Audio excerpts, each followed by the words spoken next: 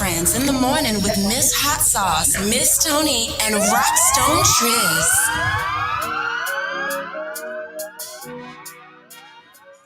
And good morning, Saucy and Friends in the Morning here on Spark FM Online. We are back in the building. It is a hot Wednesday. It's Wednesday? It is Wednesday. It's a hot Wednesday morning. And we are here. It is going to be a scorcher today. A scorcher.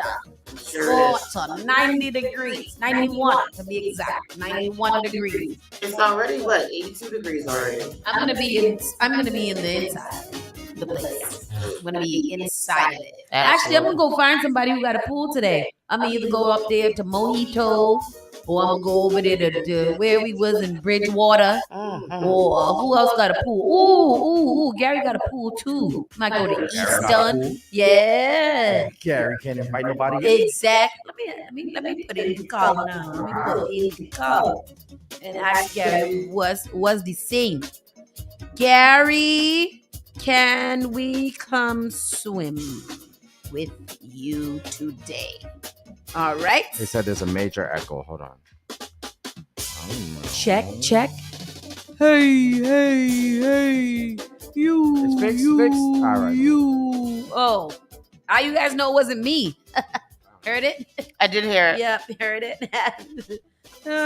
Funny. Yeah, man. Welcome back, everybody. How y'all doing? Oh, yes. Wednesday. Guess who's back today? Rockstone Triz has decided to bless us with his present. Thank After you. being gone Thank you, for Triz. 2 weeks. Who, me? Yes. You. It felt like Every time you go away, Literally. you go away for a year and then come back. And I'm like, 3 days. I don't know. It feels like more than 3. You were missed. That's good. It's good to feel missed and good to know that I was missed. How was your trip? I already know, but You know. we need a quick check-in real quick. Let's start with Miss Tony. How you doing, girl? I'm doing good. I'll be fine. Everything is nice in my life.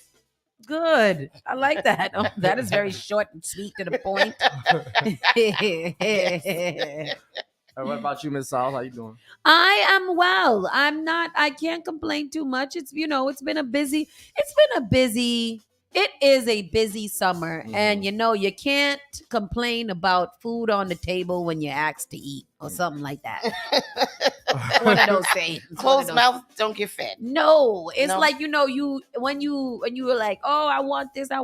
When you get it, you can't complain about it because it is what you wanted. You want it to be booked and busy. Yep. You want it to be outside, getting visibility and Yeah, we stuff. got it. And we're definitely there. We're outside. We're getting visibility. We're all over the place. This weekend alone, we're in about 4 different places. No. We're in about six different places. Yeah. And we're going to be outside having a good time, I believe, and things as such. I believe it is Yes. too. Chinanu, how are you, young fella? Oh, Good. Yes. just grabbed up that mic. Like, it's my time to shine. I was just like, hey. I'm pretty good. Yeah. I like that. And what about you, Rockstone Triz? Tell us about your adventures. I am well. For those that don't know, I am fresh off of BRT weekend, beach road trip weekend that took place inside of New Jersey, Atlantic City. My first time in Atlantic City. That was the best part. Really? Because Atlantic City is dirty. That is very dirty. Yeah. And if that was the best part, wow. That was the best part. The best part, meaning the best part was the influx of Caribbean people and just everybody being in the same area. So it was about 15,000 people that came out there. Wow. So that was lit. That was very lit. That's a lot of people Yeah. for the type of reviews that Yes. it gets. Yes. Yeah. But go ahead. So they had Marsha Montano performing. They had Shensia.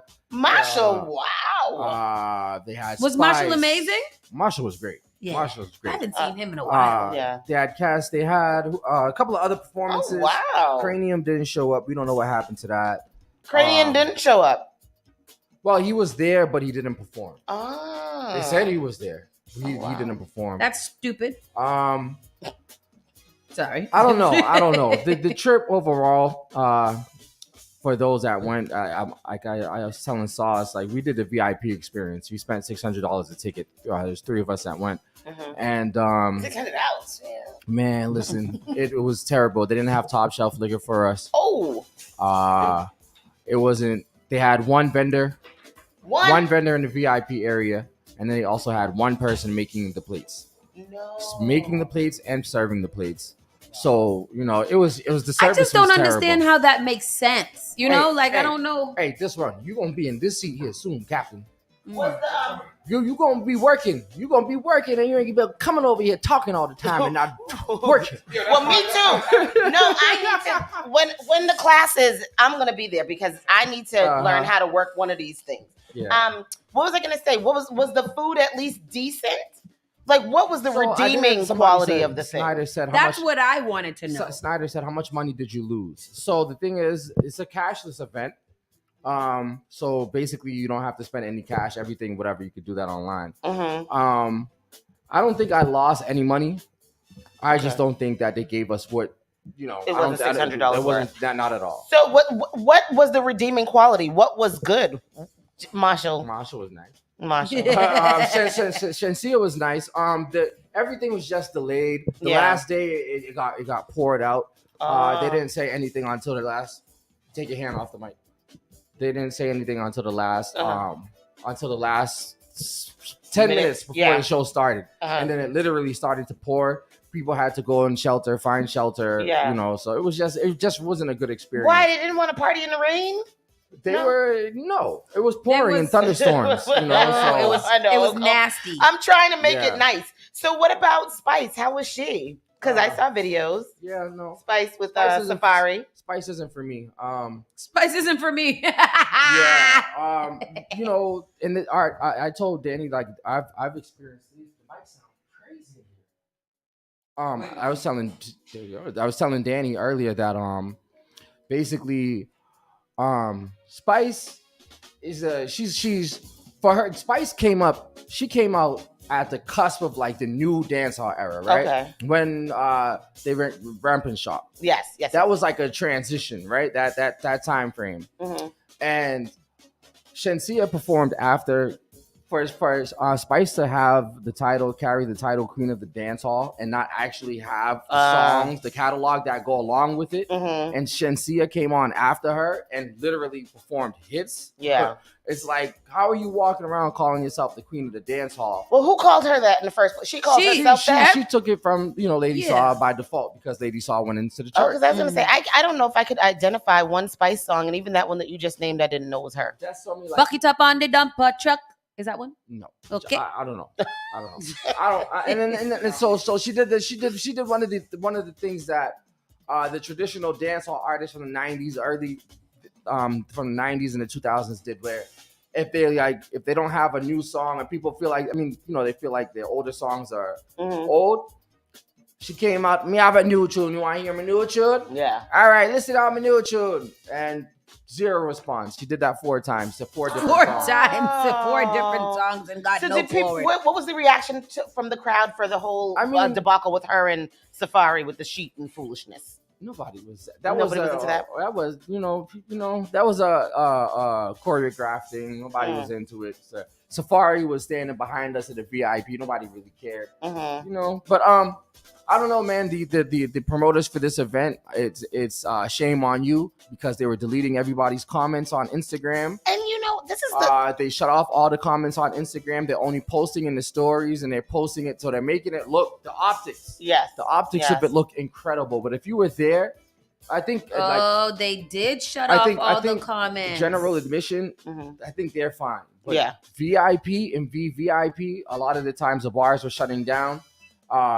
Ran out of water. It was just a lot. Which it just doesn't make sense to me because I just feel like VIP and VVIP are the ones who are going to attract more people to come, and those are the people that you're making the most set of money off. And that's what I'm saying. So I don't. The purpose of a VIP is a very important person. Exactly. They are paying more money. Yeah. They need to be saying like, I don't know about y'all general admission people, but I know that we had a good time. Yeah. And if the VIP is saying like, I would have rather done general admission, that's a wild That's But a you know wild what, thing. though? BRT, I haven't heard anything great about a BRT in some time, and it seems like it doesn't get any better. So I try not to. I don't want to compare it to the Caribbean event so much because obviously we're not in the Caribbean. I get it. Right. We're in the States. There's a shortage of workers. Obviously, there's a shortage of workers. Period. And it doesn't seem like.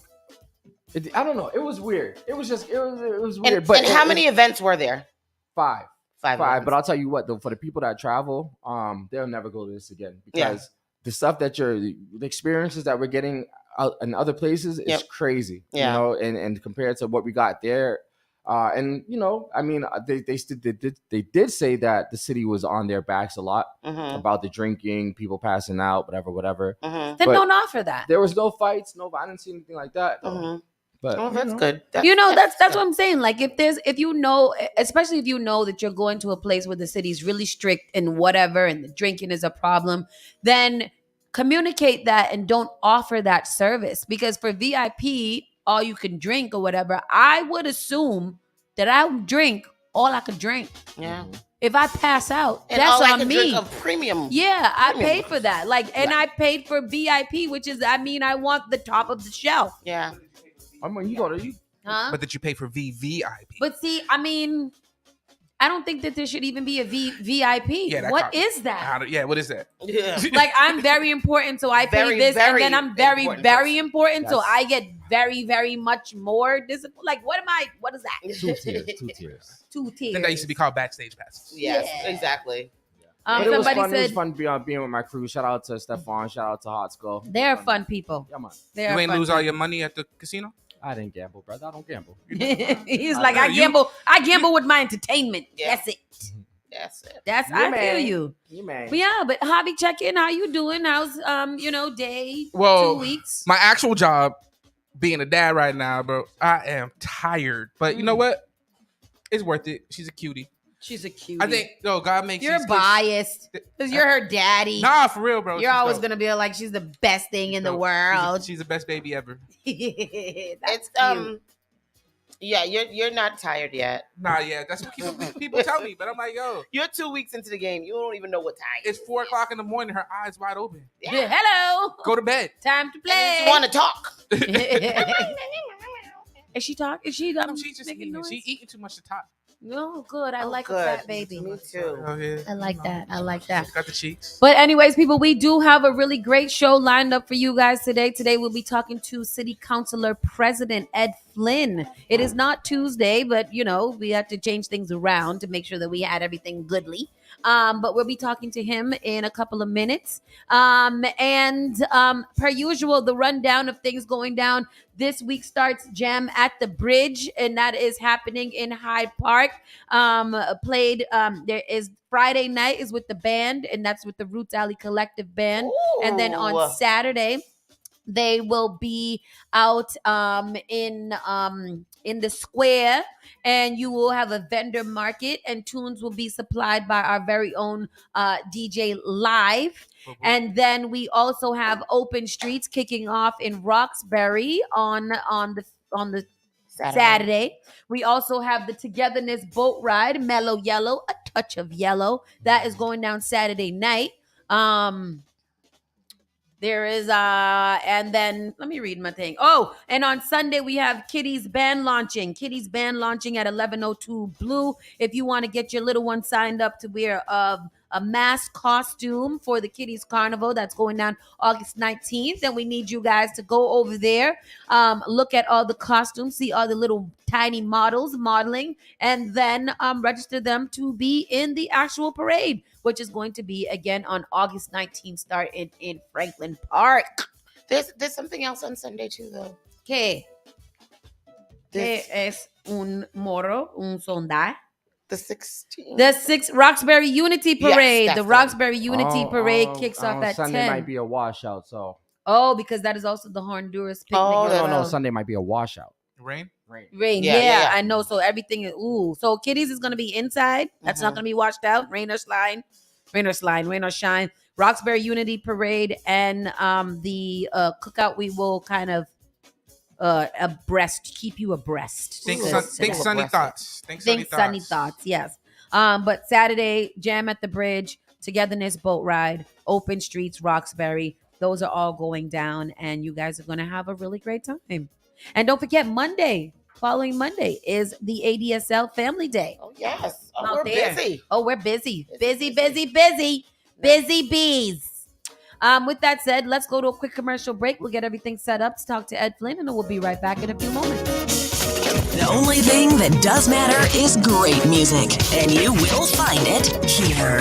The all-new Spark FM. Call Spark FM at 617-272-3387. Did you know that you can now get a standard Massachusetts driver's license regardless of your immigration status? To get help with your application, a list of all required documents, and nearby appointment scheduling, visit mass.gov/WFMA. Your license is your way forward, so why not get started today? Register now at mass.gov/WFMA or call 857-368-WFMA.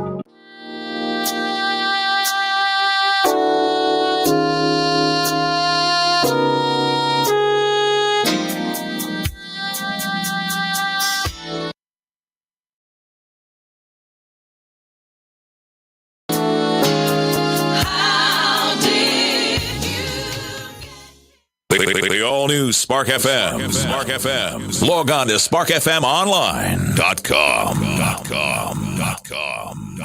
Are you tired of renting and need more of your own space? Are you getting stressful letters or calls from the bank?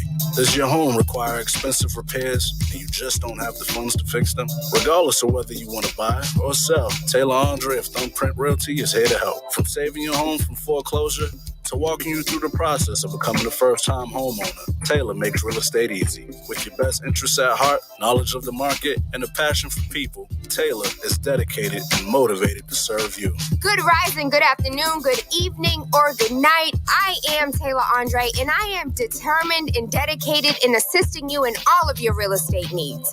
Give me a call at 617-459-0041. Again, that number is 617-459-0041. Or you can email me at TAYLAANDRE@thumbprintrealty.com. Well, this is a real soca parang, all right? So I want everybody to get together and do something nice. Huh? Lesson, you ready? Let me go.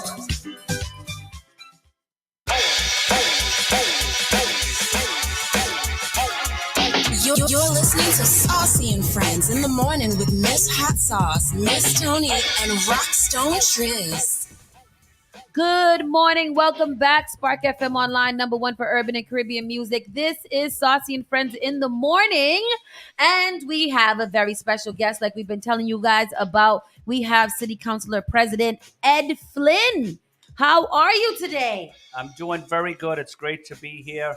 Saucy and Friends, it's an honor to join you guys and looking forward to the conversation. You have a great team here. Absolutely. Thank you so much. I met you outside. I think we run into each other a couple times, but I met you outside at the Juneteenth parade, Juneteenth barbecue that got poured on. That's right. And you were out there trucking and waving and saying hi to people and came over and spoke to us. And it was awesome to just have to connect with you. Well, it was a rainy day, but I got there early.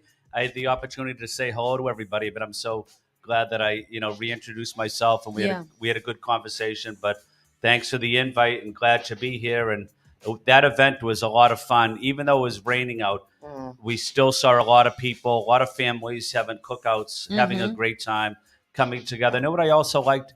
I saw a lot of college graduates from different college groups.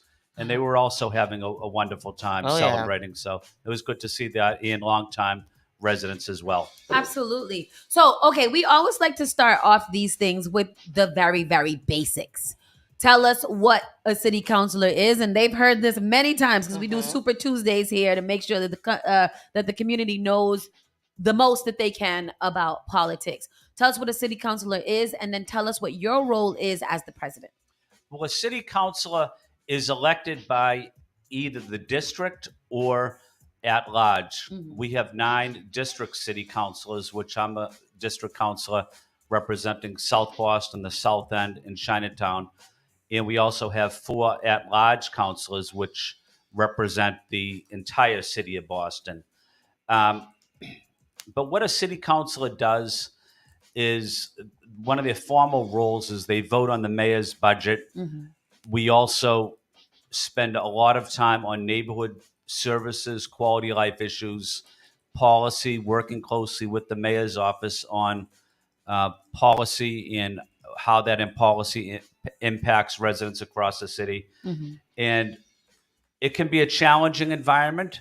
It can be a fun environment, but what's important about being a city councilor is you take the neighborhood services part very seriously, the quality of life issues part very seriously. When a resident has a concern about a park or a playground that's not clean, that needs assistance, that's the job of the city councilor. There's nothing sexy, there's nothing glamorous about being a city councilor, but it's showing up every day, working hard, being responsible, and doing the best you can to improve the lives of the residents across the city. As the council president, I was elected by my colleagues to be the council president for 2 years, and it ends this coming December. And basically, I chair each meeting on Wednesday, but I also assign and establish the committees of who will be chair and try to keep the flow of the work going. I also oversee the city council central staff, What's that? and that's a group of people that don't answer to the city councilors, to their but they who they answer to is to the city council president and the the the office director, and they help with organizing and running the city council meetings and hearings, and they provide all the logistic support, legislation, research, some interaction with the residents. So I oversee them. It's a group that includes the staff director, a human HR person, a legal counsel, administrative assistants, legislative assistants. They're wonderful staff and they work hard, and that's also a big part of being the city council president, is overseeing the city council central staff. It's a lot of responsibility. I know. That's what I was like, wow, okay. It's a lot of responsibility. It's a job where you have to be there every day. Yeah. And it's like being a manager of a major department. Mhm. But plus, then you do your city council duties while you're there as well. Yeah. And at nighttime, you have community meetings that you attend, along with events on the weekends. So it's busy. That's what I signed up for. That's what I was elected for. I enjoy it. I give it 100%. I love the job. But I love helping people, and I like dealing with quality of life issues. Yes. How long have you been a civic leader? I've been on the city council 6 years, but I've been involved in helping my community on veterans issues for a number of years. I served 24 years in the military. Oh, wow. Thank you for your service. Thank you. And I also was a probation officer at Suffolk Superior Court for 8 years. So I've been involved as a youth sports coach in my community as well. So I've been involved, but you don't necessarily have to be an elected official to be involved in politics and be impactful, and helping people and being impactful. Exactly right. If you were to run off your top 3, how do I word it? Your top 3 most proud things that you have helped pass since you have been a city councilor, what would those top 3 things be? Because you do a lot. I've seen quality of life, public safety, affordable housing, parks, open spaces. Like, you do a lot. But what of all of the things that you have done that you feel the most proud of? I think there's one or a couple things I should say. There was a park in the South End, Rohan Kreit Park, that was run down for a long period of time. And Rohan Kreit is deceased now. His wife is still alive, but he was a famous painter in Roxbury in the South End, an African-American painter. And we put a lot of money into this park. It's going to be fixed over the next year. But I think it celebrates his life, but also celebrates it encourages young people to get involved in music and art, and which is very important. It's very important, especially in the BPS. That's one of them. I would say on making sure that our residents that are most in need, such as our persons with disabilities, elderly, our elderly, also have the resources they need. And language and communication access is another issue I'm most proud of. I worked with a lot of my colleagues on this, but making sure that there's money into the city budget to expand language and communication access so residents that come to Boston are able to communicate effectively with the city. Even though you may not speak English, there will be someone on the line that can help you in many languages. And that's important to me because I represent a large immigrant community. Many of them are Asian. Oh, because you do Chinatown. I do Chinatown, yeah. And I was fortunate enough to hire 3 women that speak Cantonese and Mandarin fluently. I was also fortunate enough. I also represent the largest number of residents living in public housing. Many of them speak Spanish, and I'm fortunate enough to hire on my staff 2 women from the Dominican Republic that speak Spanish fluently. And unfortunately, I only speak English. I wish I was able to speak another language. Yeah. But I couldn't do my job effectively if I didn't have a dedicated staff that do an excellent job for me, for the constituents, I should say. But they're the real backbone of my office and my outreach. And I'm just so proud of them and how hard they work for the residents of the city. You had some questions coming in, but I'll go ahead. So you talked about quality of life, right? But that seems like a catch-all almost. I don't really know what that means. Like, how do you define quality of life, and how do you prioritize what you work on in regards to quality of life? Yeah, that's a good question. The quality of life issues could really be anything. It could be trash on the sidewalk. It could be a broken swing at the playground. It could be a pothole that's not fixed. If you can't address and fix those issues, it's very difficult to fix the big issues. So those quality of life issues are important because those are the issues that residents call up on. And for a resident to call up a city councilor, we might think, it's only a pothole. No one's going to pay attention to it. But for that resident that called up, that's the most important phone call. It's a nuisance, yeah. Yeah, it's a nuisance. Yeah. It might cost them some money if their car is broken because of the pothole. But it's the most important phone call that resident is making all day. So we better take that phone call seriously and try to help that resident resolve that constituent service request, neighborhood services.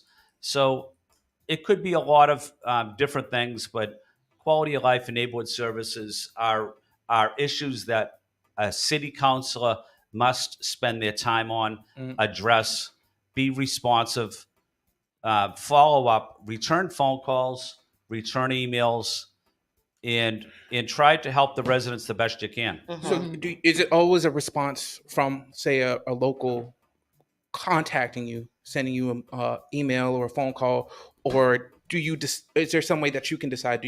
Does the people on the city council, do they actually know? Do they engage with the constituents outside of these phone calls, know what these issues are, and then respond that way? Or do you need somebody to kind of push you to do that? Is this like if you call 311? Yeah. And does that go to you guys as well? Is that what you're asking, kind of like that? So there's a lot of issues in the city. Yeah. Right? Depending on who you ask, quality of life can mean something different. Pothole might mean something very important to somebody that drives every day, an Uber driver, right? But then you also have issues with rent, all these other, I would say, more important issues, right? So are you just responding to calls from the constituents, or do you have like a legislative agenda, something that you come in wanting to do because you know this community, you're from this community? Yeah, that's a good point. It's really both. It's being responsive to your constituents, to your neighbors throughout the city or throughout your district, but also knowing what issues are important, so you're able to help working with the mayor's administration, Mayor Wu, working with her administration to develop policy that will benefit your constituents, but also benefit the entire city, such as working on housing policy, working on ways to improve the Boston public school system. So it's dealing with the small issues, but it's also having a voice in providing leadership on big and challenging issues facing the city, such as you mentioned, housing or the struggling Boston public school system as well. We've got a couple of questions in here. They're all over the place, but let me see. Go. Ed's there, right here. We got questions. Is there any city ordinances prohibiting smoking lounges, restaurants in the city? These people are just firing off questions. They are now interviewing you. But before we get into that a little bit, there are three things that a lot of people have on their mind, mostly about housing, mass and Cass, and we'll start with housing only because I shared a thing from you today that there's a lottery opening for housing, and a lot of people are trying to figure out how it actually works. Let me see if I can find it. And in the interim, something that I just found very interesting, Ray Flynn is your father. Yes, he is. I look at you now and I'm like, oh, yes, he is. That is so, I never realized that before. Yep. Former mayor of Boston. Former mayor of Boston. My mother and father, they're both, one's 84 and one's 83. Yeah. They're doing well, but the pandemic had a difficult impact on them. Yes. Like a lot of seniors across the city. But they're doing fine. They're good. That's good to hear. And how long did your dad serve as mayor of Boston? He was mayor for almost 10 years. Almost 10 years. Wow. Okay. I remember when he was elected. Wow, date yourself. I know. Well, you know. We're not kids anymore. Definitely not. This is the BPDA Income Restricted Rental Opportunity in South Standard, 235 Old Colony Avenue in South Boston. And I shared it this morning because I was like, ooh, housing. I like to share anything that housing, but people are how does this actually work? And in general, how does low income housing and these lotteries actually work? And how do people actually get a house? There's a lottery system in place. It's kind of administered by and managed by the BPDA. They contract it out actually to a couple of different groups. But how it works is there's an opportunity for ownership and there's an opportunity for rental. Oh, okay. And it depends on the number of residents living in your family. How many people in your family, I should say, and what your income level is combined. So you might have 5 people, maybe one breadwinner and 4 kids. So maybe the annual salary or income is $50,000 a year. So you'd be placed into a category of an income level at $50,000 with 4 kids or 5 kids. Yeah. And you would be eligible for certain, it's called AMI. And that's basically a formula that is established by the BPDA, Boston Planning Development Agency, that would dictate whether or not you are eligible for housing through the ownership side and or the rental side. And how many of these, I didn't even read it well, how many of these are these units available? And then what's the pool of applicants trying to get them? Because I would assume that it's insane. You would think that there's a lot of people that apply, and that is true, but it takes a lot of time and effort to get the paperwork in order. And I mean by the paperwork, showing your income taxes, showing your salary, maybe going back 5 years, showing your current rent, showing your pay stubs, your electric bills. So it's a lot of legwork for the person that's applying. And some people do get discouraged and not actually apply because they can't find their last year's pay income tax stubs pay or stubs. anything like that. So, but I would encourage people, if you are interested, there's a lot of these types of opportunities in almost every neighborhood of the city, rental and ownership. But don't get discouraged about how much work it is to get done. You might need to work with a community partner. Oh, true. To help you. Yeah. If you can't do it alone, I think that's okay. But rely on a friend, rely on a community partner. And if you don't know a community partner, call your district city councilor, and maybe they can recommend a community partner for you. But you don't want to be disqualified or not even eligible because you didn't apply. Yeah. Or you didn't provide the right information. So work with someone. And I think if you pursue it, sometimes you don't get selected the first time or the fourth time. But be persistent. Persistence.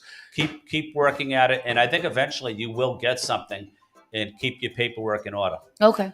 That seems like a common issue, right? Like it seems to me that it's not really as easy to say just work on it, don't get discouraged, because people in those types of situations, right? Like if it's a single income household, that one person's probably working 3 jobs, taking care of kids, and paperwork does get lost even in the best of scenarios, right? And trying to find out these resources, like where do you even go to initially find out where to go to do this, like.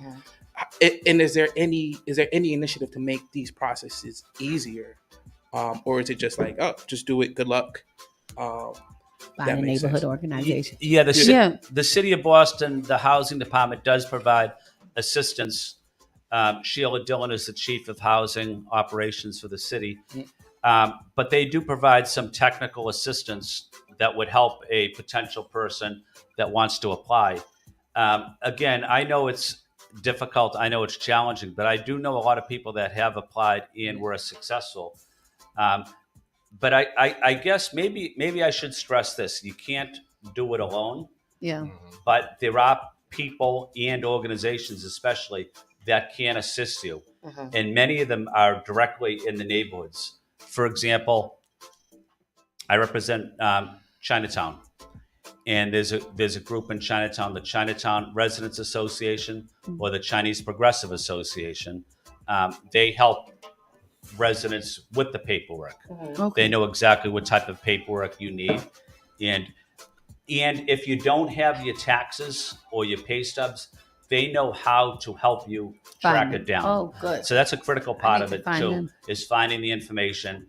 And you might not have it readily available, but there's always a way to get it if you're persistent. And, unfortunately, and I don't mean to sound like a wise guy, but no one's going to give someone an apartment or a house. You got to go out and get it. And it does take some effort. It does take some time. And I do know people are working, as you mentioned, 2 jobs, 3 jobs. You have little kids, and there's no time left. But you do have to make time available, because that is a wonderful program, and it should be a priority for as many people in as need. possible. And it's a great way to have a home or to rent an apartment. Where is it that we can find more information on that? I shared it today. I'll put it in the group, and I'll let people know. I'll let people know where you guys can get that information. It was a screenshot of the document and all the numbers and everything to call. It's everybody to. What am I saying right now? I'm trying to find it. And while you find it, can I just follow up on that? Yes, go ahead. So, I mean, it's not just a Chinatown, Roxbury, South Boston issue. All right, I think just researching this issue has something to do with the stock of properties, right? The lack of housing.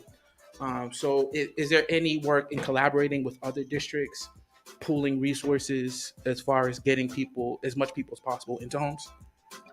Yeah, that's a good question. I think some counselors work closely with each other on this, and share resources, share ideas, and partner with these community organizations that do this work. But know what I will do after I leave here by the end of the day today? I'll put on my Twitter, which is Ed for Boston. Mhm. I'll put on my Twitter some guidelines, some helpful hints, where to go, what to do. I'll put that on my Twitter by the end of the day today, and it'll give people a good idea of what to expect, what to do if they are interested in applying for an apartment and or a home ownership. I think that's Yeah. important Yeah. to do. I think because people see these things and they automatically think, I'm not going to get it. I don't know where all these things are. Mhm. But addressing resources available for people who are interested would actually help them a little bit more as they navigate, Right. that whole space. If I know that I have somebody who's helping me walk me through this, I'll more so stay in a process to make sure Exactly. that it happens, versus if I'm doing this for myself and kind of just shooting at straws and nobody's really there to help me, then you know what? I don't have time for it. I'll just figure it out something else later. Trying to switch gears though, something that's big that all the city councilors are calling to come together and do something about is mass and cast. And that is close to your district over there. What are the plans? What are we doing over there? Why are we not doing more? Or is there more to do? I mean, I guess all the questions that you guys have probably been tagged on and tweeted in and all kinds of stuff. Like, what is the plan there? You're exactly right. Mass and Cass is probably only a mile from where I live. Mm-hmm. And it's not just Mass and Cass. It's expanded into Nubian Square. Yes. It expanded into the south end, obviously, into Andrew Square. Yep. And that shopping center. Yeah, what is South Bay Mall. Yep. South Bay Mall. So it's literally Roxbury, South Boston, Dorchester, into Chinatown, into the Boston Common area. Oh, wow. I don't have a silver bullet answer, but I do know that I think everyone acknowledges that what is happening now is not working. Yeah. The number of people on Mass and Cass is expanding. I've never seen as many people there now than at any time over the last 6 years. I'm not blaming anyone. Certainly, the bridge closing Long Island had a major impact. But I would focus on a couple of things, and which they are rebuilding. They are rebuilding. Yes, finally. Yeah, because most of the people from Mass and Cass are not from Boston. Yeah, and a lot of them are not even from Massachusetts. So we literally have police chiefs or towns and cities across New England that will put you on a bus if you're dealing with homelessness or substance use issues, mental health challenges. They'll put you on a Greyhound bus and put you on the bus to go to Boston and say, here's where you get services. And that's very unfair to the city of Boston, to the residents of Boston. And Boston just can't sustain that anymore. We're being penalized for being a compassionate city. It sounds like what's going on with the immigrants. Yep. How they telling them if they want to go somewhere and they're trying to find shelter inside of the hospitals. The hospitals are telling them to go to the airport. To go to the airport, yeah. The hospitals tell them to go to the airport, and the airport tell them to go to hospitals. Yeah. But that's not helping the situation. Right. It's just pushing people from one place to the other. But I think cities and towns need to establish affordable housing, but also more importantly, establish residential programs for people in transition, people that are dealing with mental health challenges or with substance use challenges as well. But dealing with I think that will help. But dealing directly with Mass and Cass, I take a different approach. People might disagree with me on this, but I would have zero tolerance for people dealing drugs in the area. Absolutely. I would have them arrested. I would do a warrant sweep of people that are down there preying on people and their vulnerabilities, especially women, selling women out because they need money for their drug use. So I would have a zero tolerance. I'd arrest them. I'd prosecute them. I think there has to be a partnership between city, state. I'd even have the federal government in there. Why is that not And I'm That's just, a great question. I mean, No, why seriously. is that not what is happening? Like, why is that? Like, why are you saying you would take a different approach? Because what is the other approach to cracking down on an open drug market? Well, the other approach is to continue working with people that are in mass and cast with housing, with getting them into drug treatment programs, which I support. Yeah. I think everybody supports that, but you can't have people publicly doing drugs in a major city in America. That's for me. The words expressed by me, maybe not the words expressed by Spark FM, but for me, I thought that my my 3-step would be, first of all, we got to clean up the drug dealers and the violence and stuff, and get them literally off the streets and processed where they need to go. And then after that, identify where these people are coming from and send them back. And number 3, find other people housing. Yeah. But that's not popular. So in that particular instance, I don't really understand why we are allowing drug dealers to be freed so they can supply the needs of the mental. Can I ask that question? Yes, please. So it's like everybody. I was born and raised. Well, I was born in Newton or something, but I was raised in the South End, Washington Street, and Mass Ave, right? Like that's my historic home. So when I see these areas looking the way they look, it hurts. And everybody I talk to from these communities are more on your side when it comes to zero tolerance and getting these people off the streets, because that's where we live. But it seems like it's not happening. So it's like, what power, what agenda, what lobbyist group is working actively against those pushes to get people off the street? It seems like the hospitals there, they have their agendas. Like they try to get people into the hospitals, not realizing that they spread out into the street and they create an incentive for people to go there and sell drugs and make plenty of money. Absolutely. And ruin those neighborhoods. So like, why aren't we being listened to? Why does like Boston Medical Center or whatever have more of a voice than we do when it comes to these types of changes? Yeah, I think they have a critical role to play. Boston University Medical Center, also the city of Boston Public Health in the state. The state is making some housing options available out towards the Shattuck Hospital, right in this right in Jamaica Plain. Which also is not the best. That's where I live, idea. and there's been an influx of all kind of stuff towards from Morton Street in the beginning of Mattapan. Right. And then you're dealing with quality of life issues as well. Absolutely. Literally. And you're dealing with public safety Absolutely. issues. But when you live in the city, we want to make sure our number one priority is the safety of the residents. Yes. An elderly person walking down the street deserves to be safe. A parent taking their kid to the playground or to school, absolutely, they deserve to be safe. We are compassionate. We are a great city. We want to help people in need. But our priority and top priority must be to ensure the safety of the residents. And at times, that has not been addressed because of what happens in and around Mass and Cass. And I mean that to say also the needles that we also see in various parks. These parks are not about people to do drugs at. They're about kids to play baseball and football and basketball and I see elderly couples walking and getting their exercise. That's what a park is about. It's not about people laying around shooting up and pooping in the open space. I mean, that's not true. That area, I'm old enough to remember the 90s, the early 90s, late 80s. I mean, it wasn't great back then either, but there wasn't really an issue with locking people up. You know what I mean? Like, what changed between then and now? I think society changed. I remember as a kid, you couldn't drink alcohol in public. Yeah.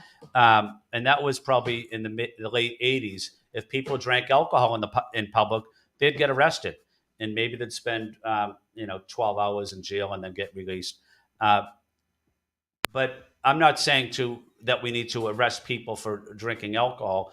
But if you are doing drugs on Mass and Cass, if that was my child that was doing that, I would say my child needs to be locked up in terms of getting my child substance use counseling. Yes. My Services, child needs yeah. to get a detox. Yes. Whether or not my child wants to go or not, I'm making the decision what's in the best interest of my kid. Maybe it takes me going up to the courthouse and getting a court order to say my child is not able to make a decision for her or himself because they're at mass and cast and they're doing drugs.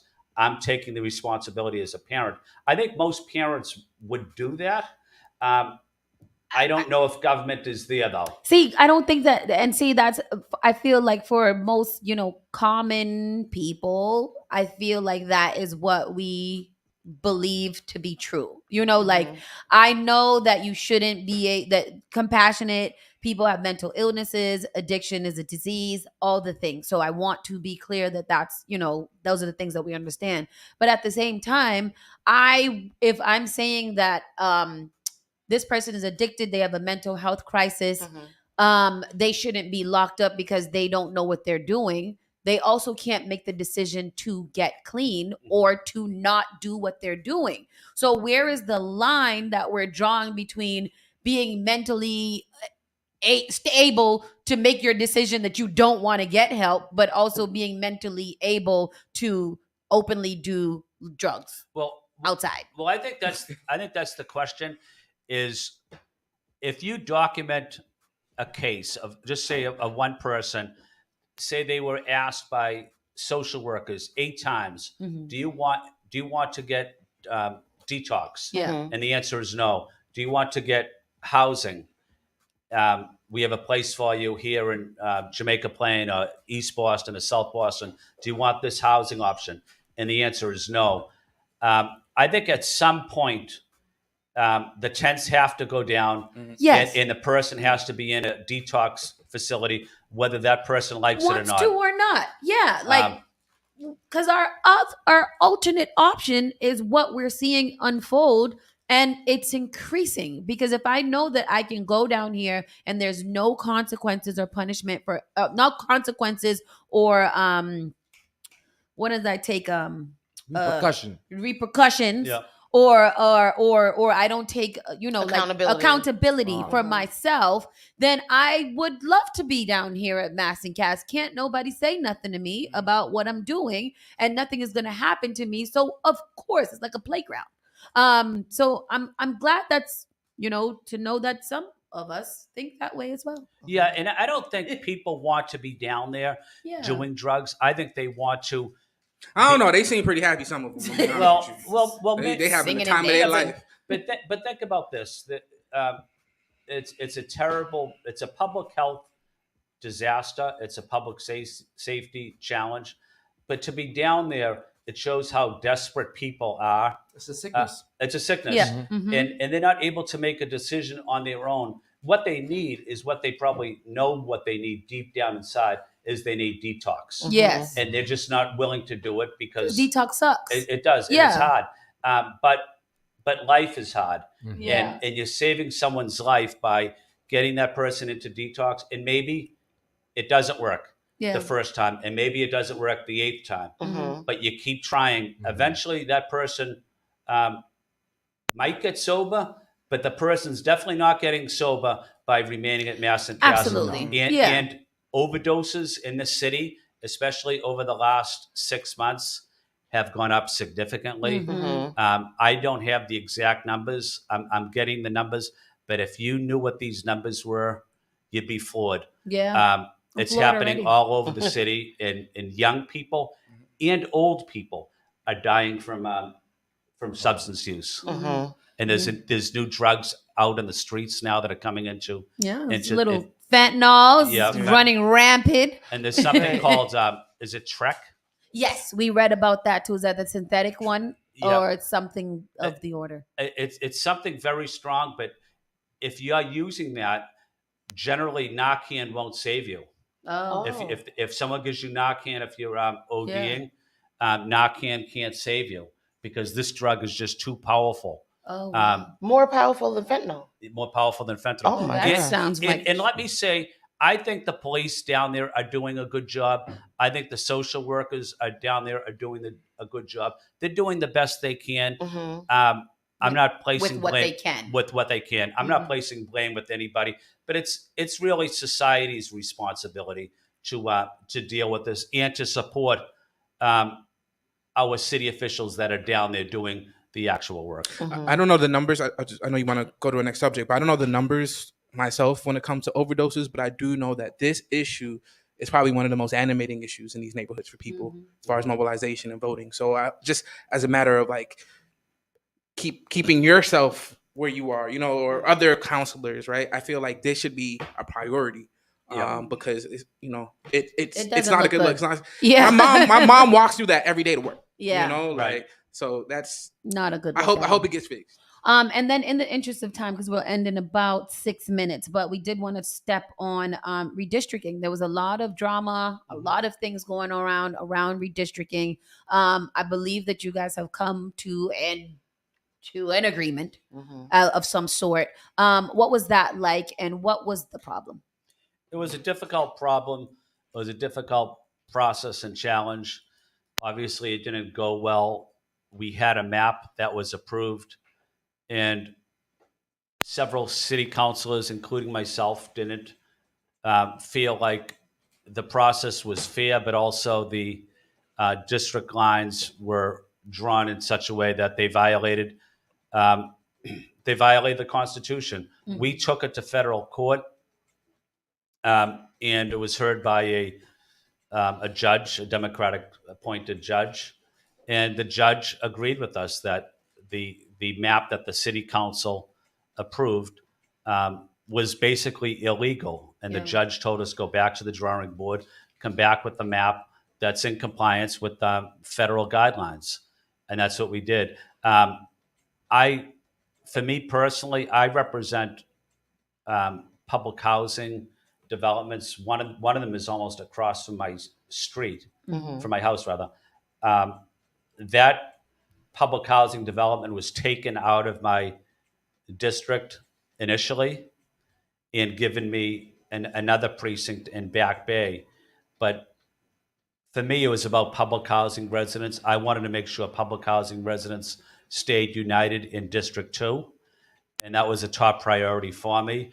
It was unpopular for me to do it. It was politically incorrect. I mean, the way that the media had it, and we are media too, but the way that, you know, mainstream media put it is that it did almost seem like there was almost a race war within the city council in general. It was, you know, the white councilors against the councilors of color. And for us that were watching and, you know, might have not been as privy to all the details, you know, it seemed like, you know, just a big divide and that nobody was actually working together. And it did seem race war-y. How do we deal with those kind of things moving forward? Because there is, you know, 9 counselors of color and 3 white counselors, or 4. You know, like, how do we deal with those internal issues there? Right. No, it's a great question. It's the most diverse city council body that we've ever had. And it has been challenging. It has been difficult. And there has been racial challenges that have taken place that still remain unsettled. Yeah. And I think it's also a reflection on society as well. Our body probably is a reflection of what we see across the world, world, and across the United States, certainly. But you know, it takes compromise. Yeah, it takes people willing to listen to each other, to give and take, to work with each other, to respect each other. But in government, you can't always get what you want. You have to give and take. It's compromise. I think if we did that initially, we could have gotten there without the turmoil without the that drama. It caused. Yeah. But you know, I think we certainly learned valuable lessons from that. But it did have a negative impact on the body and on members ourselves as well. There was a couple more questions in there, but I know that we are pressed because we have to get to a couple of other things. I don't think this is going to be the last time I was talking to you, though, because a lot of the things that you said today are a lot of things that we often think, and we haven't heard opposing of, like ideas around compassion and things like that. Mhm. And I think that especially what you said, the conversation about mass and caste was very important. And I do respect that a lot because it's a tough conversation. Mhm. You never want to be necessarily the outlier in a lot of these situations, but when you stand on something that you fully believe in, that a lot of other constituents are agreeing with as well. Yeah. I do respect that you are standing on that. Do you guys have any follow-up questions? No.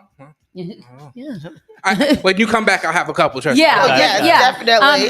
This was really kind of just to introduce you to the community, make sure that we know who you were, where you stood on a couple of really kind of high touch points of contention within the city. But we will be reaching out to invite you more, doing a lot more things around politics and just kind of getting the community more civically engaged in this process so they know what's going on. Yes, Yeah. Well, I think that's important. I'm honored to be here. Thank you for inviting me. Yeah. And with this upcoming election, it's probably a great opportunity for city councilors and candidates to come on and talk about what their What vision you do. is. Yeah. Where We're going to ask those questions. I do have a final question. What do you think about the cabinet that's in office right now, and where do you see the city in the next 5 years? Good question. I still think. Well, I have a wonderful relationship with Mayor Wu. We served as city councilors together, and so I respect her, and I'm good friends with her. But I also, as president of the city council, I have an opportunity to visit other cities such as San Francisco or Chicago or New York, Philadelphia. But I know a lot of cities are struggling right now, and I think we are doing the best we can. We're coming out of 3 years of the pandemic. The downtown economy, people are still not at work. But I think there's a lot of tough work ahead of us. Yeah. We need to get the economy going again. I think we need to get people back to the office, at City Hall, at the zoning board, at the BPDA. Yeah. People, I'll say people have to work at their job site 5 days a week. And you in trouble now. I know. Oh, man. But let me. And you were doing so well. Man, you had my no. No, but let me tell you why though. The Boston economy, the taxes that go into the Boston economy, pay our schools, pay our people that help our elderly, fix our potholes, help our seniors.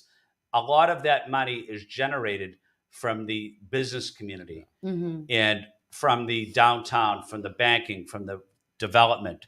And it's important that we continue building these buildings, but at some point we're going to stop building them if people don't want to come back. And if that happens, that means revenue into the city of Boston will decline. So there's good things and bad things about people working remote. But for that person that owns a small little business, say a coffee shop, and if someone that comes to the coffee shop used to go there 5 days a week, and now he's only in the downtown area twice a week. Well, that's having a huge impact on that woman-owned business. And maybe she can't pay her bill. Maybe she can't pay her excise tax or whatever. But it's just something to factor in. And it's not popular for me saying it, but I mean, somebody agrees these state workers need to go back into the office. You can't get anything done in this city quickly. I mean, that he ain't just talking. That's a fact. He ain't just talking about state workers too. Yeah. So you better. I'm talking about everybody. Right. And the other part, we have a struggling MBTA system too, which is not an argument in my favor. It's an argument in favor of working remote. So certainly we need to improve public transportation. Oh, do we have a little bit more time? We could push it 1 minute. So a couple things. So what do you think about this fare, getting rid of fares for public transportation? And then connected to what we were saying earlier, I feel like, yes, people need to work in these buildings. People need to come back to work if tax revenue is at stake. But we're innovating all the time, especially in Boston. Mhm. Boston's economy is primed for people not to work in offices, right? We're a knowledge economy. And those things, those factors are going to just grow. There's going to be less incentive for people to go into the office just because of technology, AI. I feel like the city should at least look for ways to innovate, find new ways to bring in revenue. And I don't think maybe getting rid of bus fares may not be the best solution if we're trying to find new ways for revenue. But what do you think about that? Are there, Yeah, no, it's a good question. I think we also have to encourage and do a better job in terms of inviting people back to Boston, tourists. There's the International Lions Convention that's taking place now. The NAACP is having their national convention this last month. week in July. Last week in July. Yep. But having those types of organizations here in Boston is a tremendous honor, certainly, but it's also helping our economy. It's helping our hotels, restaurants, bars, small businesses, neighborhood places. So we need to expand and ensure that when those great conventions come to Boston, they also visit our neighborhoods as well. Yes. I think that's also a critical part, getting the tourism industry back up and running again. Definitely. So, I mean, some controversial points, but I guess you make sense. Fine. You'll take that one. Go to work. Go to work. Yeah. I mean, if you don't have to, don't. But like in some cases, they're actually having a little debate in the comment section right now about like we can prove that people can work remotely, but some people are saying some jobs you just cannot work remotely. You need to be in there. Right. So again, as we get closer to election time, we'll most likely be talking to you guys again. But thank you for your time and thank you for coming here and, being honest. And I appreciate that. And we'll definitely talk to you again. Thank you. Friends now. I really enjoyed it. And I know I'll see you around the neighborhood. And I know you guys are involved in many organizations. But you're always at different parades. You're at different festivals. And that's where it's a great opportunity to come up and for other people to come up and say hello, introduce themselves to you. So thank you for doing that. Thank you. Everybody, we're going to go to a quick commercial break and we'll come right back. We got to get into our world, national, and entertainment news. Counselor Ed Flynn, thank you so much for being here. And we're going to get some pictures with you and we'll be right back. Excellent. Spark FM Online, #1 for urban and Caribbean music.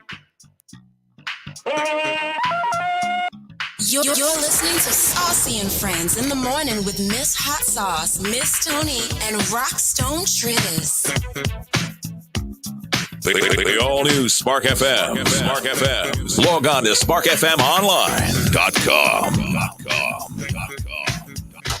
Boston and surrounding communities. Boston Lesbian Gay Urban Foundation and Fenway Health Center is coming to inform you on how important it is to protect yourself from COVID-19. Let's get vaccinated. Let's encourage our loved ones and community friends and family to get boosted. Getting a COVID shot and a booster shot will help save more lives. Guess what? If you receive a vaccination, Blue will give you a one-day pass to any Urban Pride event, July 1st to July 3rd, 2023. To get connected to a health center near you, email info@lesbiangayrbanfoundation.org or visit the CDC website to learn more.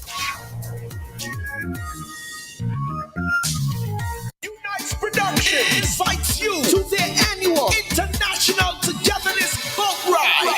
Tell me about working in the morning, unless we're talking hard work. Wine and jam on Saturday, July 15th. Boarding time is at 7 p.m. Departure time is at 8 p.m. sharp. It's all taking place at 70 Rosewater. That's the Seaport District in Boston. Aboard the MV Freedom. Tickets are only $60 in advance and $70 the day of the event. Your DJs on board: Mastermind, Vital Rhythm, Sergio, Alfredito, Idrin, HMP out of New York City. Special performances by a group from Honduras. Turbo Rhythm section of the Trinidad. Dinner's gonna be included. It's a 21 plus event and proper ID is required. Come dress to impress in your mellow yellow attire. Tickets are available on eventbrite.com. To more information, contact 617-719-3972 or 617-980-4729. Unice Productions invites you to their annual International Togetherness Boat Ride. Look at how it are. Yamba Market. Visit the first Black-owned dispensary in Cambridge. Yamba Market's mission is to participate authentically in building a socially restorative adult cannabis market in Massachusetts and beyond. Their commitment to the Yamba family is to provide an inclusive and exemplary experience focused on a broad selection of unique strains, quality products, and customer journey. Open from 11 a.m. to 11 p.m. every day. 580 Mass Avenue, Central Square, Cambridge, Massachusetts. Registration at yambamarket.com. Finally Home is a must-read step-by-step guide that will equip any first-time home buyer with the knowledge they need to confidently make informed decisions. This book provides answers in simple and clear terms to most, if not all, of the questions you may have about credit, home ownership, and generational wealth. Finally Home equips the reader with the confidence to be engaged with the home buying process without feeling vulnerable or exploited. Tailor-made Real Estate Easy is not just a catchy hashtag. It is real estate agent and radio personality Taylor Andre's goal. A goal to simplify one of the most challenging processes you will go through as an adult. A goal to educate you properly on credit and teach you the strategies to finding the home of your dream. It is not just a good book or an easy read. It is the secret to a seamless home buying experience.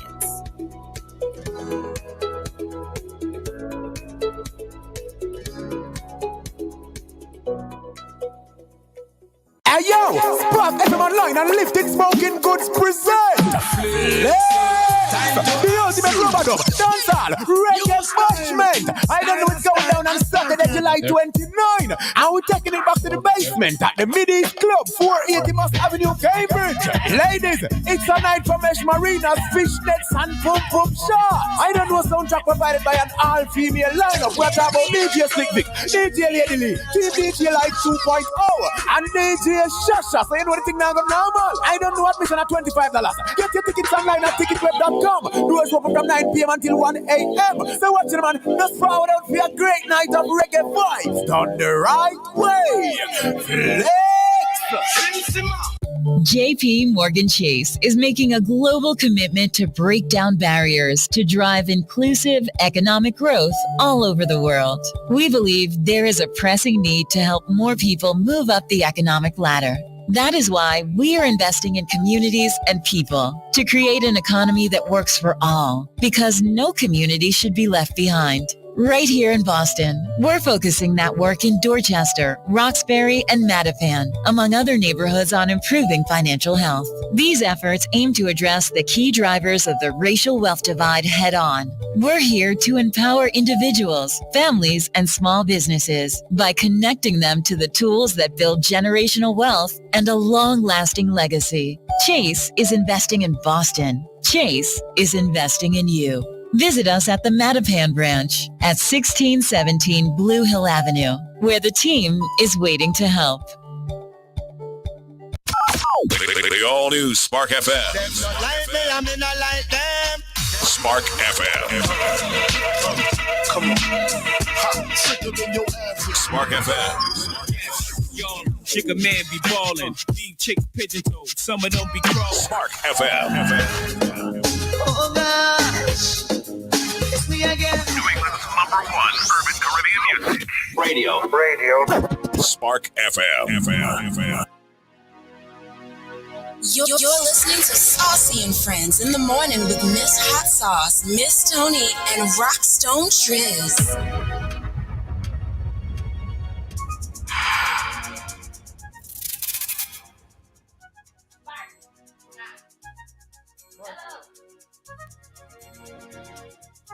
Spark FM. Oh, there we go. I'm here. Spark FM online, #1 for urban and Caribbean music. Man, I tell you, if y'all was the ones in here doing the interview, I don't know if we would have a station left.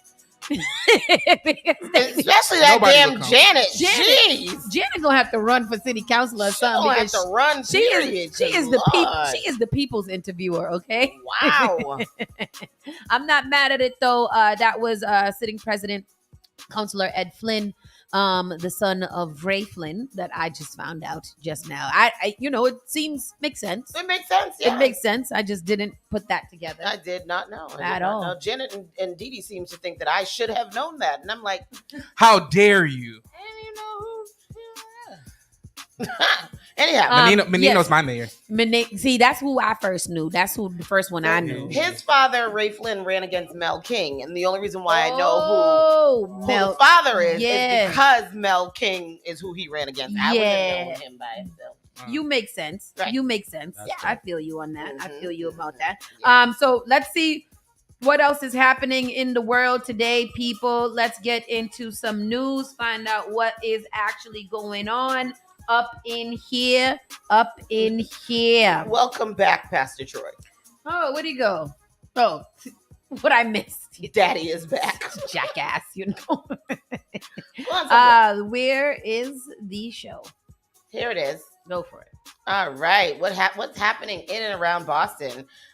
These things. A teen is facing assault and attempted kidnapping charges in a case. Who do you kidnap? As a teen, what are you kidnapping? I don't know. This is an attack on a woman who was out on a walk in Medford. Wait, what? Attempted kidnapping and facing assault charges. Oh, this is not like one of his friends that he held from high school. This is you outside being a predator at a teenager. How old is the teenager? 18. He's an adult. And so a teenager has been arrested in connection with an attack on a woman who was out on her nightly walk in Medford earlier this month. Nature Moncur, 18, is slated to be arraigned Tuesday in Somerville District Court on charges of assault and battery and attempted kidnapping, according to the Medford Police Department. Officers responding to the main area of Main and Royal Streets around 10:45 p.m. Yeah, you know what they need? That CW thing. Do you know where your kids are? 10 p.m. Yeah. Like, Somebody was saying that the other day. Like back in the day, they literally had to remind you that your kids were outside all day playing around. Yeah, and that it's 10 o'clock. Do you know where your children are? And that needs to be a thing. Like now, look around. Is your child at home? Yeah. If it's not, why not? Yeah. But not only this, but he's 18. The person that he assaulted was a woman in her 20s, so she might have been 21. They were probably friends, because where's she going walking at 10:45? Yeah, and it's probably a college student. Yeah. No, it's not a good look. I mean, it sounds like it could have been worse than it was. So. Well, you're right, because it happened on Boston Avenue and College Avenue. Yeah. At the intersection, and she was out for her walk, and she realized that he was following her. When she made it to the end of Royal Street and Main Street, the man ran up to her, grabbed her, and struck her several times. After a brief struggle in which the woman was fighting back and screaming loudly, the suspect fled down Royal Street towards College Avenue. Oh, do you guys, do you ever think, I know you do because you're paranoid. I always feel like that too. Like if I'm out at that hour of the evening, I'm almost certain that I'm going to get attacked. So that's why I don't try to go walking at 10:45 in the PM. I'm not blaming her. I'm not blaming her I don't want either. to victim blame. No. But when you see some of these, less melanated folks walking around the college avenues and the Mass Aves by themselves, they're walking around like with headphones nothing, head down, like there's no type of precaution, no peripheral vision, nothing. And again, not victim blaming, but I think it's a good lesson that we have to learn. Unfortunately, it had to be her, is that although we feel like the world should be better than what it is, it's not. So proceed with caution. If you're going to be out past 10:45 or whatever time, walking by yourself, walk with someone, get an Uber, wait, find a friend. I don't know. Take your headphones on and wear a color and a whistle. Noon. If I am walking down the street and someone is behind me, I will stop and let that person pass by. 100%. I've done that many times. Don't walk. Don't. No. I'm 250. Black dude with a beard, and I see a little white woman with a purse, bro. I clutch my bag.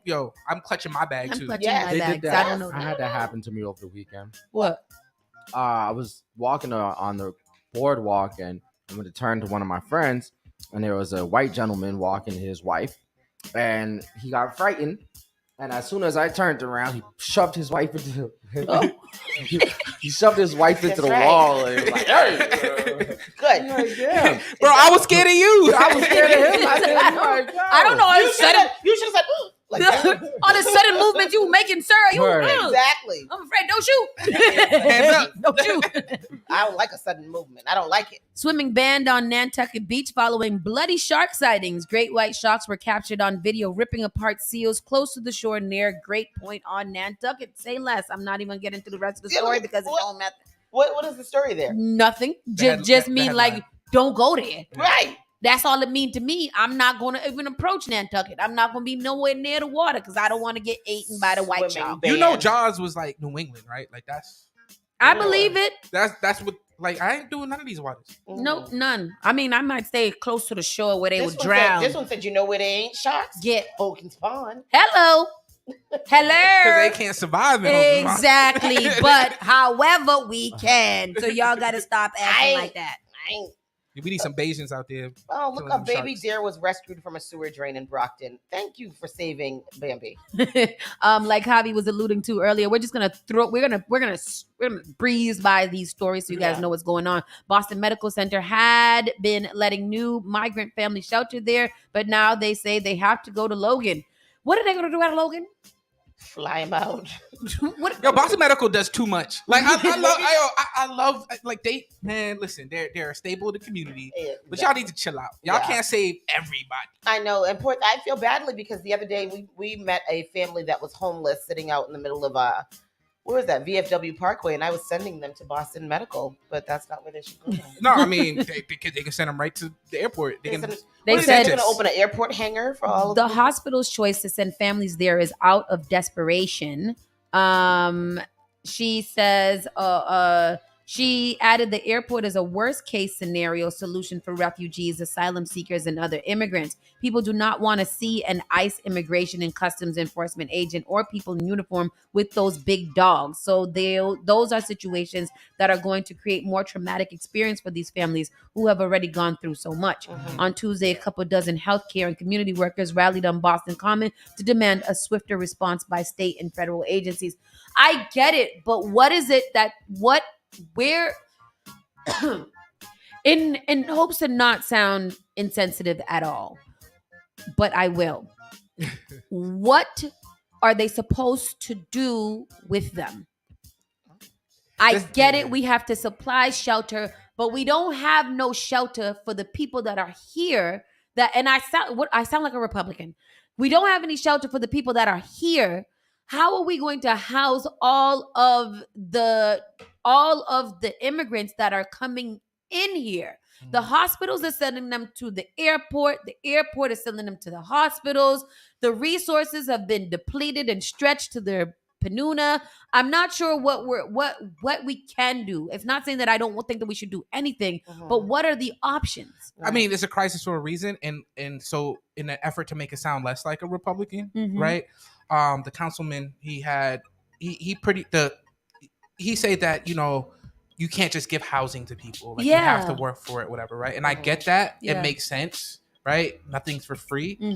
But housing is like the number one thing you need. It's fundamental to like life. Quality of life. And these immigrants, they're not out here shooting up, right? Yeah. They're out here trying to work. You know, they're trying to be productive members Go of to society. work, even right? if they got to stand outside Home Depot from 5:00 in the morning to get a little job. So I feel like they should get housing. And interesting suggestion here in the comment section. It says the T has a 2-story building at Mattapan Station that used to be a police station. The T could allow the migrants to temporarily stay there, where they could be close to services that assist the large Haitian community of Mattapan. We do know that a lot of these migrants that are showing up. I feel like that makes too much sense. And unfortunately, things that make too much sense in this city often get overlooked because why not? There's also that place right over there on Mass Ave, right in front of the place that we like to go eat, the Middle Eastern place. It's the old fire building. Oh, yeah. What is that? It's a huge building. Yeah. That's nothing is happening in there. It's true. Why aren't we using the spaces that we have to house the people who need? And that's in front of Boston Medical Center. That's in front of all of the police. Like, that's literally like some places that even if we got to get cots in, put them in there. Yeah. Like, get them off the streets. I don't. But here, let's But, because what can we do? We're only civic servants. Moving into the national news, 6-year-old Miami girl escapes would-be abductor by biting his what? Arm. Oh, okay. That's Yes, what you want that to is call good. it now. All right. Bite his arm. Manson follower Leslie Van Houten released from prison. What's that? She was 19 years old. She helped Charles Manson kill up the people them. Oh. And now she has been released from prison. Yeah, they put those people in jail forever. Sharon Tate. Oh wow! Let's see what she did. Yeah. Charles. What was her Sharon Tate's husband? Van Houten, now 73, received a life sentence for helping Manson followers carry out 1969 killing of Lino LaBianca, a grocer in Los Angeles, and his wife, Rosemary. During the gruesome murder, Van Houten held Rosemary down with a pillowcase over her head as she stabbed her a dozen times. Well, she should. You should have let her out. She should still She was released from prison in the early morning hours and driven to transitional housing, her attorney Nancy said. In a split ruling in May, a state's appeals court panel reinstated a grant of parole for the former Manson follower, overturning an earlier decision by Newsom to block her release. She served 53 years. Oh, damn. I mean, you tend to get life for stabbing somebody multiple times while suffocating them, right? Yeah. I mean, but you know what? Whatever. 53 years is quite a long time. I don't know if there's any rehabilitation there. Because what are you rehabilitating? There's nothing that happened 53 years ago that is still going on right now. Well, I mean, you can, do she know how to use she a was cell young. phone? I mean, if you who cares about this? This story's old, but she was young.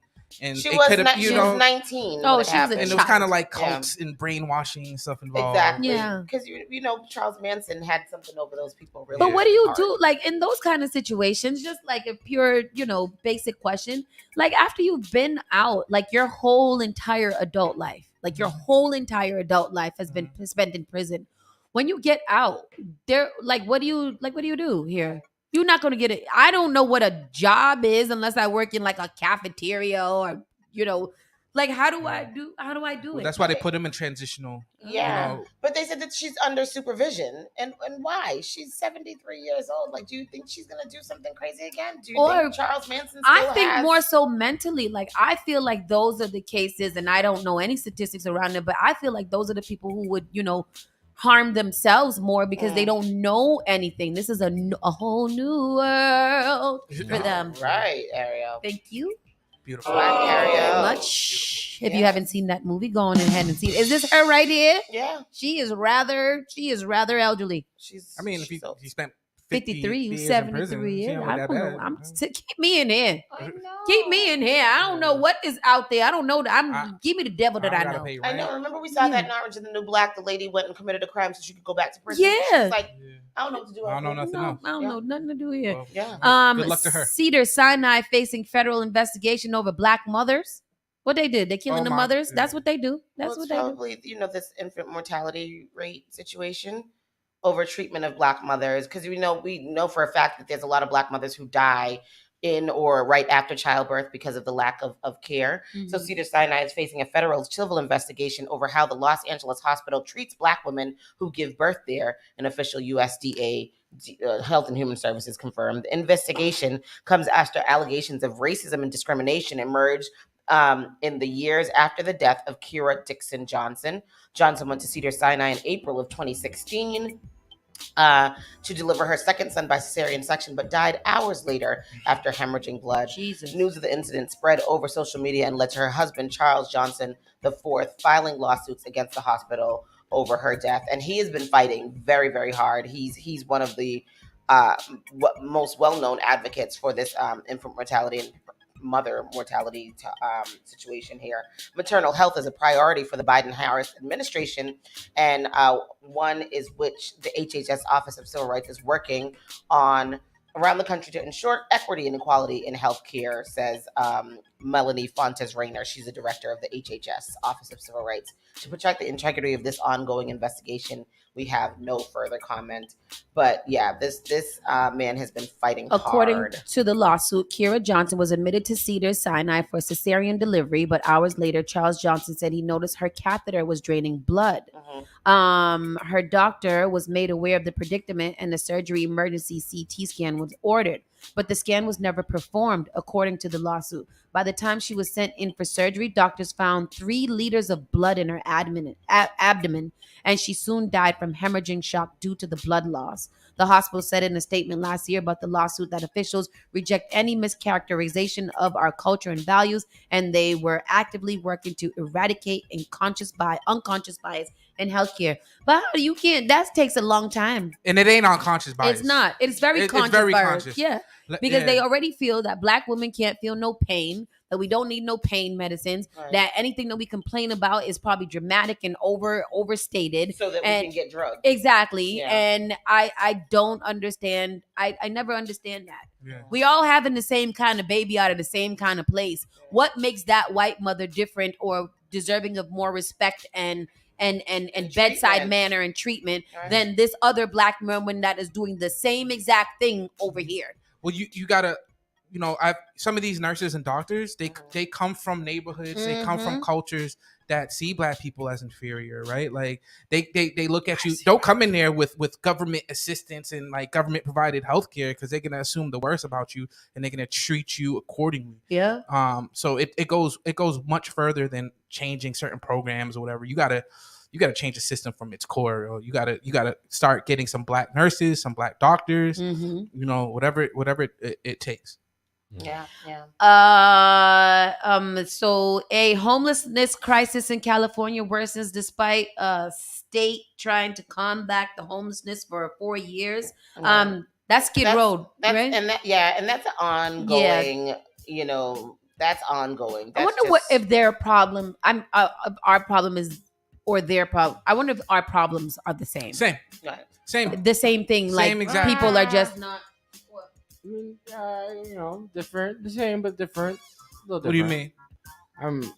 So like housing is still a problem there, I'm guessing. Yeah. There's probably still the same kind of advocacy groups that are still, I know they should not be locked up. They should be able to do whatever they want because they live their life and it's so hard. It's so hard. It's communities outside, right? Yeah. So like they call places like Boston and San Francisco sanctuary cities. Yeah. There's a lot of programs that we do for good reason, right? And to be petty, a lot of these neighborhoods are busing these people into these areas, right? A lot of people are going there voluntarily because they know that there's certain services, right? And they're addicted to these drugs. They have no prospects. They have no work ethic or whatever.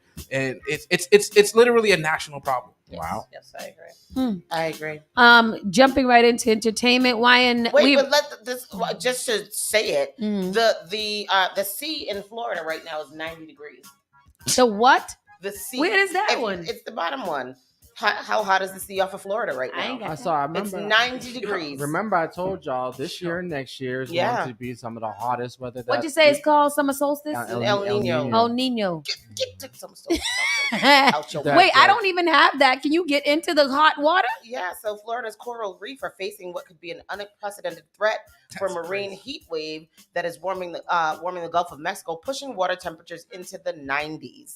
The biggest concern for coral isn't just the current sea surface temperatures in the Florida Keys, even though it's the hottest on record. The daily average surface temperature off the Keys on Monday was just over 90 degrees, according to NOAA. NOAA is the National Oceanic and that's blah, blah, blah, blah. But anyway, so it's 90 degrees in the water. Yeah. What is that? Can the fishes survive? No. I mean, maybe they don't cook. Some of them. I mean, there's extinctions happening all the time because of this. So y'all want boil up? That's soup. That's soup. I don't know, bro. I want to. I mean, that does sound like a boil up. You throw some lemon in that, boy, you're all set. To be blunt, it can be very depressing. Unfortunately, I'm a scientist watching this happen. Yeah. So it's destroying the coral reef. It's destroying marine life. It's really, really bad. Globally, about 40% of the planet is experiencing a marine heat wave. And Florida is one patch in a terrible quilt. Ice caps is melting. Yeah. Ice caps, they melting. Oh. Titanic! Submersible. Jesus is coming soon. The woolly mammoths is coming out of the air. Can you imagine that? What do you call it? The Out of Ice Age. No. Yes. What are they called? Glacier? Iceberg. What is iceberg? Glacier. Yes. Ooh, what a Bigfoot coming and a abominable snowman. What's the difference between an iceberg and a glacier? An iceberg and A glacier is in the water. A glacier. A glacier you could. Icebergs in the water too. Glacier covers. Yeah, it's like a large mass of. Yeah. Oh, so the glacier is flat. And then icebergs chop off of The glacier. Off the glaciers. Oh. Yeah. Remember that one that was big and shaped like a penis? That was a great story. That was the bright spot of global warming. Penis shaped icebergs. That's what I remember. Bonus. Yo, turn off your AC if you ain't home. Exact. I do Jeez. that. I've been doing that. Yes. I've been doing that. YNW Melly, we've been following this case a little bit, but he seems guilty to me. No, he sang about it. He seems. What did he say? He also has a song. I don't think we ever spoke about it, but he also has a song about him killing his two friends. Yeah, he literally he the whole song is about him killing his people. So he's a killer. You don't see. So don't free slime. Yo, the whole don't use my lyrics against me. Don't put them in your lyrics. What's wrong with y'all? That's awful. Yeah. So they're saying that after he killed dudes, he then went to his friend's house and changed his clothes. Oh, that's nice. On the night of the murders, the foursome had booked studio time with Glass at New Era Recording Studio in Fort Lauderdale. The session ended prematurely when Melly and Bolton fell asleep in the studio. Glass went on to say everyone left the studio with Melly, Bolton, Jerby, and Sack Chaser. Those are not their legal names. Well, I mean, I don't know if I would make my nickname Sack Chaser either. Sack I Chaser. mean, it sounds suspect, Pause. you know. You know. Pause. Yes, Yeah, pause. Yeah. Getting into the Jeep Compass that would be seen at the murderers A upon. Jeep Compass. Yo, if you're gonna kill me, don't kill me in a Jeep Compass. You got the Ford Focus. Use your Ford Fusion.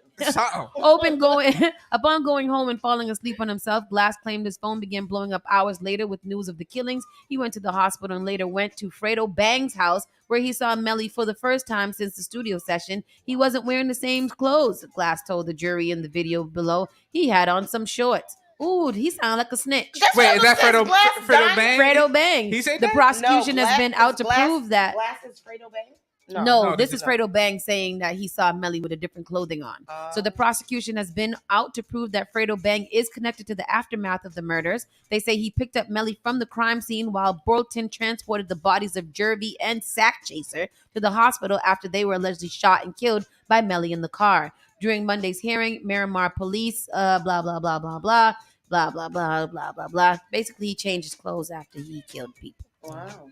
This guy is funny. They was asking him about weed and stuff like that, and he was just like, I should have smoked before here.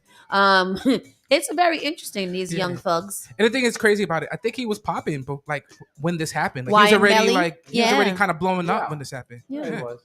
It was too crazy. much. Sometimes I think when you come from that type of lifestyle and you start getting famous, you can't really escape from where you came from. And I like his music. That's sad. Why am Melly? You got a couple. I think Tristan does this every single time. All the time. Every single time. That's what I do. What is that? Usher's ex-wife Tamika Foster has set out to prevent further loss of life by launching a petition to do something. I remember I wasn't happy about that wedding either. Usher's ex-wife launches petition to drain Georgia lake following son's tragic death. Oh yes. Yeah. Drain the lake though? But like you want to take the lake away? I mean, I don't know. She continued, let's ensure a safer future by demanding improved safety measures, better zoning, and the removal of haunted debris from the lake. Join me in signing this petition and sharing this vital transformation, and we can do this together. I mean, clean. Oh, so she wants to drain, clean, and restore and improve safety measures at the lake. Okay. So I guess she wants to drain it so she can get all the nasty stuff from on the bottom that's probably held Oh, Jesus, I don't because want people to. are still getting killed by it. Yep. So within the first half of 2022, there were 14 boating-related Jesus. fatalities, 67 injuries, and 114 incidents on the lake. Wow. It's also estimated that 700 deaths have occurred there since 19. Oh yeah, drain it. Drain it out. Drain it out. Take it Drain away. it right out. Yeah. Aretha Franklin's handwritten will found in sofa ends. Family dispute over it now. Oh, good. So she left. Who found it? She left $18 million, and then the book was left in guess. In the couch, in the mattress. Oh, yeah. That sounds suspect. I need to check the handwriting on that note. We need some Under a sofa experts. cushion? Yeah, I believe it though. You under the mattress, under She the look sofa right. cushion. She that's old school enough for that. That's back in the day where people used to hide all their valuables. I get it. Valuables like what? Wrapping paper. Like $18 million in wills. Paper bag. So where the couch been all this time? It's been right there, but they didn't check the couch. She probably because had plastic. They didn't think to check the couch. And it was probably covered in plastic. I know, and they were like, that's the couch that you don't sit on, so we're not even gonna touch that. Our good friend Gunna secures his first solo Billboard Top 10 hit with his last situation. That album is fire. Jamie Foxx, Colin Firth I producing heard that documentary this on isn't Jamie Foxx now. Did y'all hear this? They better leave Jamie Foxx alone. It is Jamie Foxx. They circulating a picture of his actual stunt double and being like, "Oh, Jamie Foxx is not doing good no more." It's not him. It's Harvey Weinstein in blackface trying to steal the votes from Donald Trump. What? I agree. I want to agree with that. I would like to go on record, and I would like to agree with Harvey on this front. Harvey Weinstein in blackface trying to steal the election from Donald Trump. Weinstein. Weinstein. So let me see. 2 Chainz saying. Oh, but did you say what it was? So Jamie Foxx and Colin Firth are gonna do a documentary on Luther Vandross. Oh, good. Yes, Big Luther or Little Luther? All of them. Good.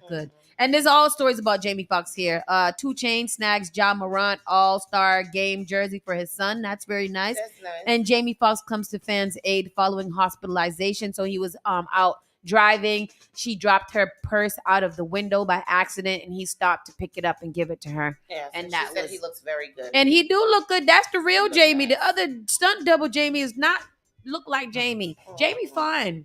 People got to stop sleeping on Jamie Foxx. I was sleeping with you. Tell me, girl. Tell it one more That's time. the guy? That's him. That's Okay. Jamie Foxx. That's the guy. Stop on the conspiracy theorists. Who the guy? Who is Jamie that the guy? Foxx? I don't know. Anyhow, people Look like a clone of me. we gotta slide on to the side. I mean, if Drake is here again another night, and T-Pain is here tonight. Oh, and tomorrow is National French Fry Day. You can get free French fries at McDonald's. Oh, good. All right. Go to Drake. I was watching our cousin Cameron's Instagram. I saw the whole concert yesterday. If y'all want to go watch the concert without paying $500 American dollars. Or you can go sit outside of the TD Bank this morning, like people are doing. Oh, yes. They are already outside the TD Bank Yeah. waiting to get a special lottery to be some of the people that get to stand in general admission closer to the stage. How much that cost? $1,000? And y'all hear Bank of America in trouble. Have y'all heard Bank of America's in trouble? Oh, creating fake accounts. Yes. Charging Oh, fees. it's how much billions of dollars? Like over $1 million, Yeah. or some lots of millions of dollars that we don't have. But child, that is crazy. Yeah. We'll be back tomorrow bright and early. Today is Thursday. Remember, people, it's going to be a high of 93 degrees. It's not supposed to rain. It's just going to be hot as hell. Wow, as soon as I would have jumped right into, I would have get off of that little cart and hitched on the back of that truck right there. I don't like black people. That is true as well. Okay, that does look like him. It's interesting. Is it old? Is he still with Katie Holmes? Yeah. I don't know. If not, he's with another white woman, but still, I'll still sleep with him because I mean, I you don't light-skinned. discriminate. I am not light skinned. I am burnt umber. You are. Okay. Good night. All right. We'll see you guys tomorrow. Spark FM Online, #1 for urban and Caribbean music. Bye. All right. Yeah. Don't forget, Family Reunion goes down on July 22nd. The Family Reunion brought to you by Boston Wild Black. People, it is free outside of the Lawn on D. Aha. Chicka, chicka, chat, chicka, chicka, yeah. Bye. The all-new Spark FM. Spark FM. Log on to sparkfmonline.com. Tonight's production invites you to their annual International Togetherness Boat Ride. Tell me about working the morning, unless we're talking hard work. Wine and jam on Saturday, July 15th. Boarding time is at 7 p.m. Departure time is at 8 p.m. sharp. It's all taking place at 70 Rose Wharf. That's the Seaport District in Boston. Aboard the MV Freedom. Tickets are only $60 in advance and $70 the day of the event. Your DJs on board: Mastermind, Vital Rhythm, Sergio, Alfredito, Idrin, HMP out of New York City. Special performances by a group from Honduras. Turbo Rhythm section of the Trinidad. Light dinner's gonna be included. It's a 21 plus event and proper ID is required. Come dressed to impress in your mellow yellow attire. Tickets are available on eventbrite.com.